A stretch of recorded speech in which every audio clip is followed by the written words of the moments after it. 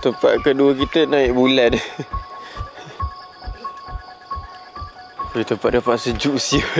Dalam berkabur pasal atas tu ada ular gonggok kau nampak tau. Nampak ni semua hutan kan, tempat ular gonggok siut. Aku tengok ada sliding, bapak seram siut. Dia relax, dia terus macam Spiderman tapi warna hitam. Aku tak tahu macam Venom. Scary siut. Dia kena kat bag. Pasal besar kau tahu dia punya line tu, kabel. Pada tujuan aku yang pertama yang ni benda ni tau. Datang sini, last sekali dia punya ulat gonggok tu lagi interesting tu. Sheesh. Aku nak tunjuk tapi aku tak tahu dah nampak ke tak. Oh fuck je dia. Dia.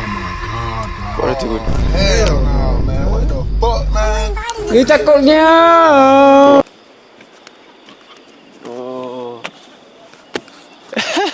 Tu spot ni tinggi siut sebenarnya. And aku tak tahu macam mana cakap safety dia. Where's the safety in this place? Like literally kau boleh fall down.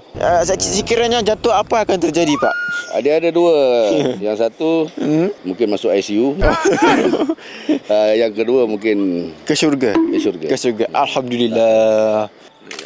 Ini emas dari mana ya? Boleh cakap saya Boleh. dari Yogyakarta Timur. Yogyakarta. Dan Negro. Oh.